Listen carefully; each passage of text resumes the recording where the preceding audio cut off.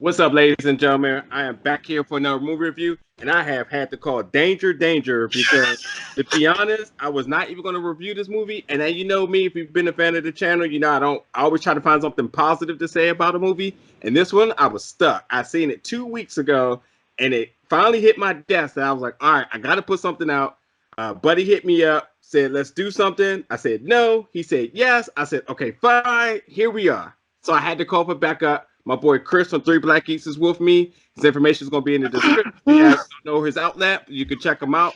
There's going to be another review there, more extensive. I'm not going to give you guys all that energy, but I had to call some backup, like I said. First off, Chris, how's it going? Doing good. I just want people to know I kind of sort of had to convince Nigel to do it because he was going to give y'all guys like a 30-second review. Like, right. That's it. You weren't even lying because at me, I didn't get the link yet. I was like, well, hold on, Nigel. I don't mind doing a review, right?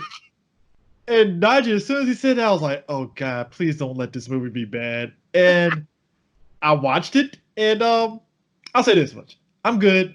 Just go back to your question. I'm doing good. Virus aside, I'm happy to be blessed with a job still working and having a job and being able to, since all of us are in quarantine, pretty sure you're in the same boat where all of a sudden you're noticing, man, I got a lot of money in my bank account. This is crazy. Hey, thank you for throwing out the positives about the world right now and how we're doing, because we're about to dive into the negative. Sometimes you need movies. I mean, look, we're movie critics, and when this coronavirus happened, this kind of put the screws to. I mean, I don't think it affects me and you. We do wrestling and a lot of other stuff, so we have a lot of stuff to keep our minds off of this stuff. Thankfully, wrestling, somehow Vince and AEW found a way to kind of circumvent all this for now, at least. But I know a lot of people that are doing movie reviews, they're kind of struggling a little bit now, And this movie, of many names, I said Selah in the Spades. Nigel says Sheila in the Spades. The trailer says Sheila, so I'm confused a little bit. Look, it is a name that does have different pronunciations. Her name is not really said in the movie much, so it is what it is. But yes, we're all talking about Sheila and the Spades that comes out on Amazon Video April 17th. Yep. This movie did do a little small run on the Sundance, and it was Sundance. Yeah, all the festivals and stuff. All the festivals and stuff last year, but it's finally coming to everyone's home viewership.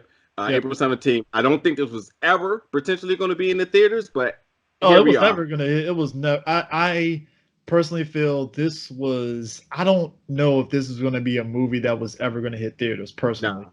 Yeah, so it's cool. Prime Video's in a lot of indie movie. I mean, it's an indie movie. Yeah. Amazon's doing a lot with indie movies, so it fits that niche. Here's what I'm gonna say really quick. My original 30-second review was going to say, "Hey, this isn't it," and just silence for the next 25 other seconds. That's all I have for you guys.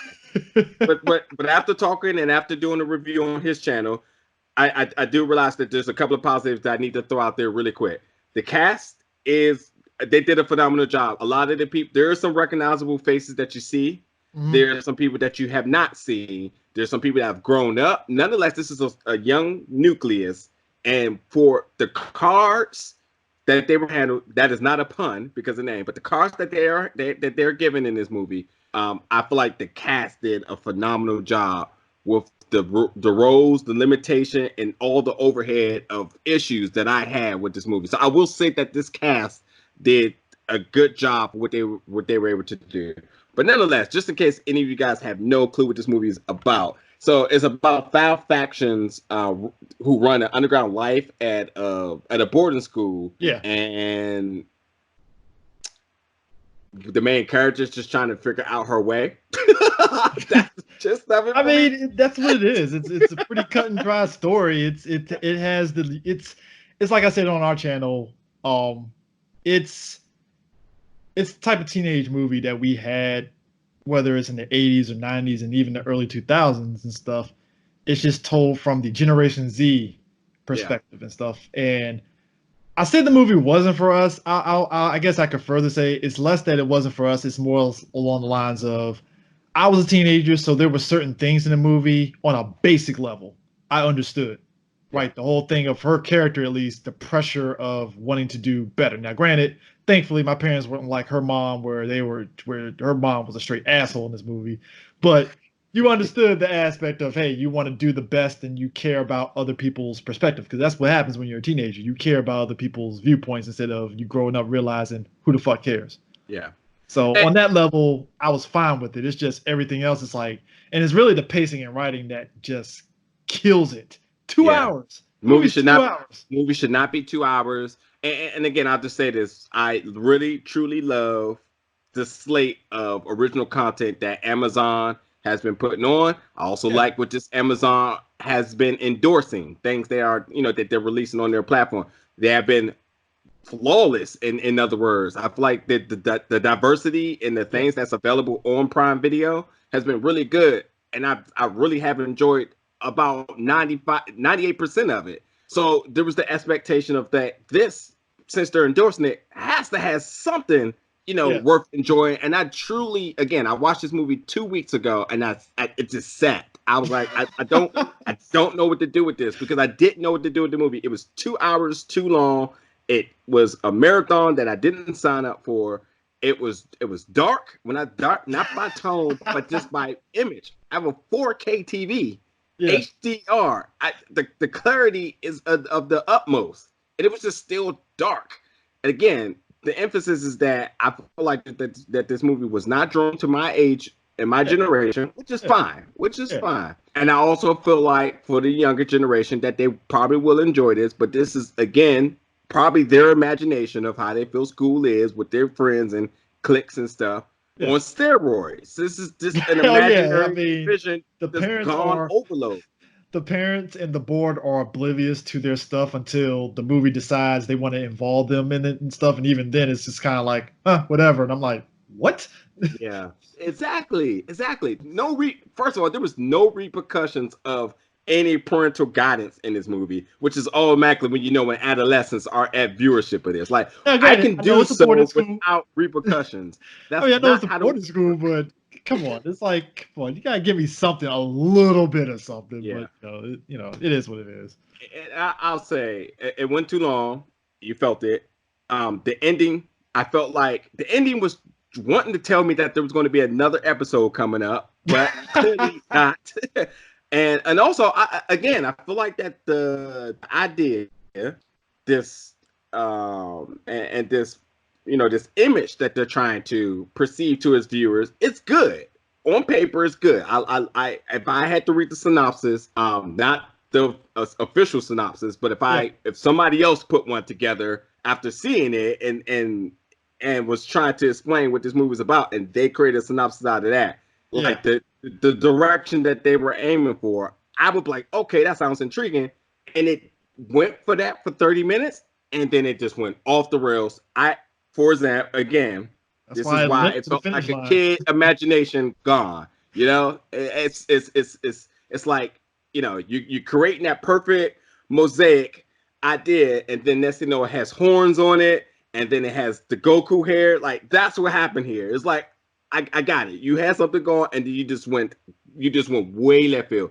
Just like I'm going with this review right now, because that's exactly what it did for me. So I don't know. I don't know. Yeah. So, I think when you said it initially and stuff, I understood. Like, at first I was like, damn, maybe he being a little too hard on the movie, and then you're watching it, you're like, I think if it was an hour and a half, it would have been able to be like, all right, whatever short, because I think it being 2 hours, it really showed its shortcomings a lot. Mm-hmm. Mm-hmm. That's the big thing, because usually because this ain't the first time. There's plenty of movies that have shortcomings, but usually if it's at least paced decently, you can kind of ignore it a little bit and just be like, all right, I enjoyed it, but it had issues, but this was like, okay, it had some good ideas, and it just felt like by the time it got to the end, you as the viewer are already exhausted and like, okay, I'm just done with this now. Like, are we done? All right, cool. And it's just like, by the time you get to the end with whatever message that they were throwing out there, which I got to a degree, it was just like, that's how it ends. Like, and it's not like I'm saying it needs to end on a Hollywood ending, but like, give me an ending where it's like, all right, cool. Like, Blind Spotting had a really good ending where it comes off this huge rush of him confronting the cop that killed the dude, And the way it ends, it's like, all right, cool. Like it ended on a note where it's like, all right, you know where the character is at by the end. This is like, I have an idea where the character's at the end, but I don't know whether that character is actually going to stick to that to a degree. Unsettling, and absolutely looked at the bottom right of the screen for it to say next episode. That's exactly my demeanor. Like I was like, it has to be more, not because of sequel, but because I'm like, this is not even a cliffhanger. This is clearly like next episode is coming. Like that's all I got. I really don't want to hold you guys too long. Yeah. It's going to be on Amazon Prime. April 17th. 17th. Amazon has been doing a lot of things right now for people to view things for free. This potentially could be one. They've been helping out for the relief of South by Southwest, so there's going to be a slate of other films that's coming out from that. I could imagine this being in that tandem, so stay tuned. I mean, for me, look, I'm not going to watch it again, but if you are intrigued by watching this review, if it's really that bad, then by all means, you have an opportunity on the 17th to view it without potentially not even having to spend any money. So, for that being said, everybody stay safe. Thank you for checking this review out. Check out the part 1 of this review on 3 Black Skates YouTube channel. The description is going to be below. Thank you, Chris, for helping me out with this one. And hopefully we'll be back together to talk about something more positive and more enjoyable. But for then, and for all you guys, we'll catch you next time.